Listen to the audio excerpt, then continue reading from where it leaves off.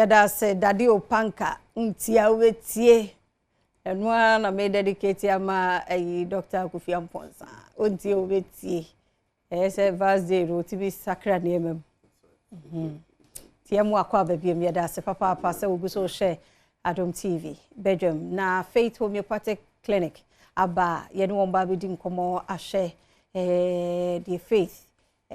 jidi anamu ayetuko honti ebo aye wapomudimo dog yemu akwabe da bibi aboko de o nyankopon adom prophetess nso ho ye de nyame adom ne ho de pa oye duma de nyame ase ya no wachi na maye ojoso na Kofi Mr. Kofi Dr.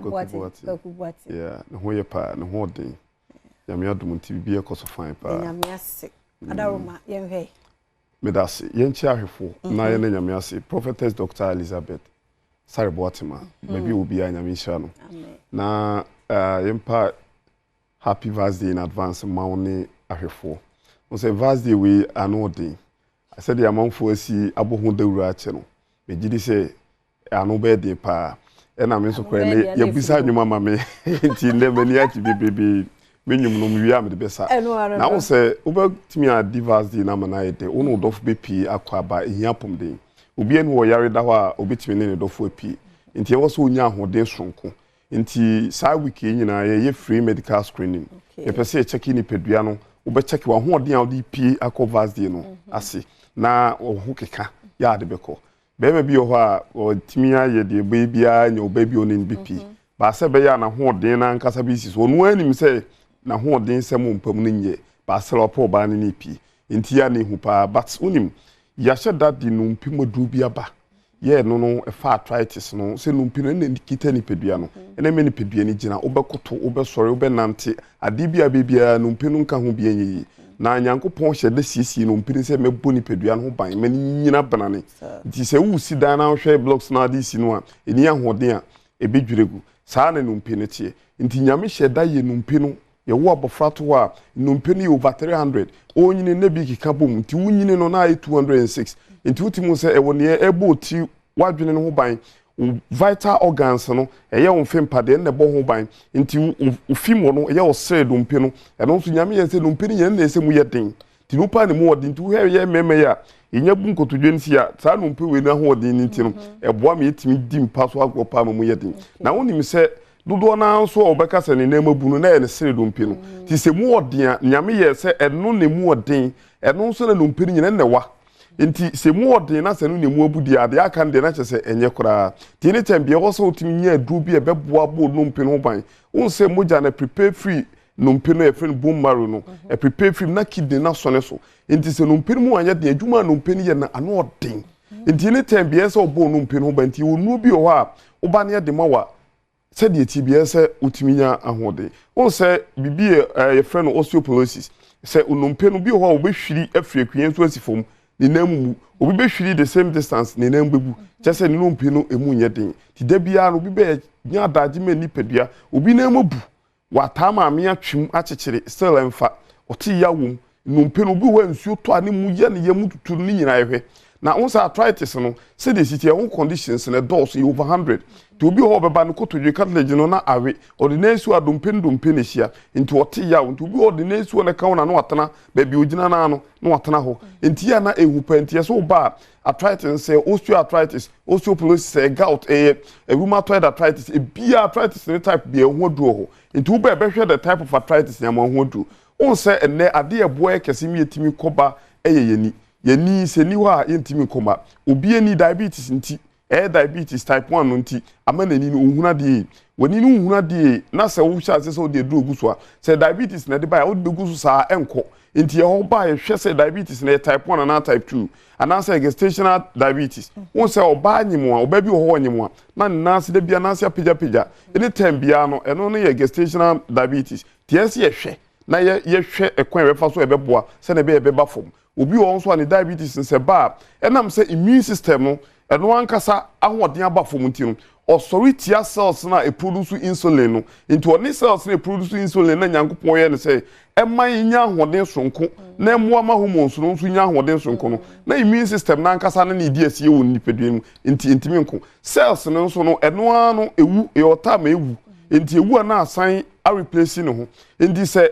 immune system no so ritia no anytime bia na ebre enti ntimi produce insulin ni enti ma obre uni pedua no bre enti ehwa diabetes no he nipa pi enne statistics abeto ho no wi nipa 10 bia gina wa aya kwa mu 4-5 de no more diabetes ni bi eno so etimi wa ba ma yosem kofom etimi woni essay etimi ma wonya stroke etimi kan kidney ti diabetes ba akopɛ no how de be ni pedua ne dɔso eno na wo ba yenya adaje di mfidie bowura ni pedua mu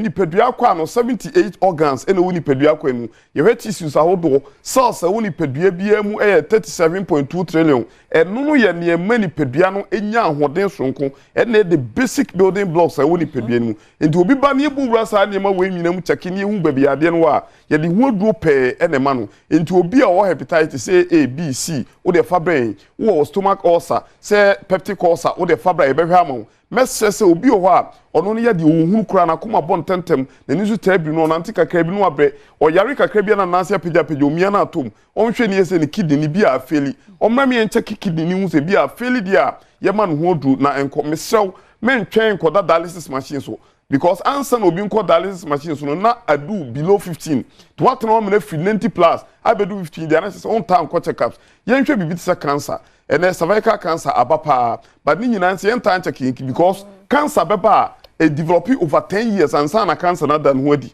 e do what no 10 years na cancer abadia your source ye nyankopon boma e say mami ahode no eno ana e develop cancer no cause intimi wu na replace no ho a eno ho ana aye cancer ti 10 years ni na cancer abada na chese enye kura ti yade bi e wo so bia no de fabra bedan faith Homeopathic ye hwehwemu ansa na yemodu ye acupuncture machine ye detox ho ye office yo ho ye massage ho kwan do e fa so ya de ndie ye obi abi ontu ba na wo ya de na se massage we be massage o vagina steam ane so e ma na yesem ye to nsa afrem se before se vast day bedu no betra so le steam u ba no na nyame adum nti se de o ba ne ti bia infection ahodo bia e be fi ho ansa na vast day na du misra o ba enka wo ya de vidin be che yade no ache aduro empamon aduro ne de ma wa enye onchenom se abusua nchenom ukọ na sa wo yire yade na ade be no nya bia memma ni because ye check as an individual enye sa symptoms no ye hwe number no eye 0244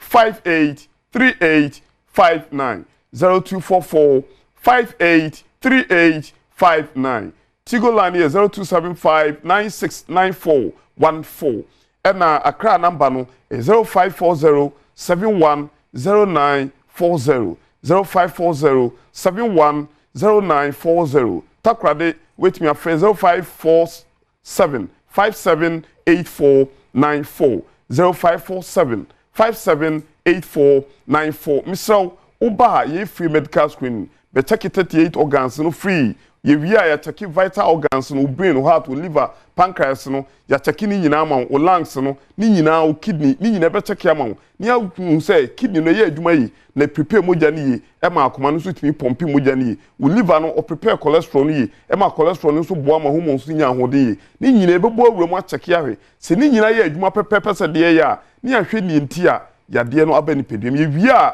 se de ya de enti bia no e be ko e konso a e me bi mfiri se homeopathy aresa no ye sa e kwa emebi mi so obema yosem no bema afon a uba ye wadaje o ho ebenya adaje ama ho no yese be yikiren ye fidi na be kye se obema yosem no ye eswate da bia de be ti bi obi de so tema ba ko ba wo se nani ope mema edu si nani edu ampa ye ma no mema na edu no okoba obedi adanse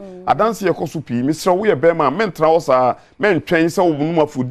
aphrodisia ne se kum mema no kra menka sa wo de bibi frɛ na gi drink anom menka sa wo no painkiller enema ha kidney no na me bo so kyerɛ no men smoky men no makoho bi ansa na no be hia behwɛ se diabetes e yin fi ho ma o how bia e be ye fi ho e fi ho nso na se yade no kwa se de tie no e ma bi mfi se homeopathy aresa no ye de saw yade a e kwa e ma bi mi se si number no so bi Accra High or Santa Maria Abuya Junction Takrade wa Naji police station in Chen Ope na Kuforidua Police Junction Landry Managers Road and obi a owobogo so no onko station old asida boga dan in Chen Ope Kumasi na wodru ahenema kokoben Santase ahenema kokobi 18 Ope udru a meso enka wo yade ndie tibia no obeko oba o mensisem ano no so ba eno so yebehwe ede amawo number ni 0244 583859 0244 583859 na 0540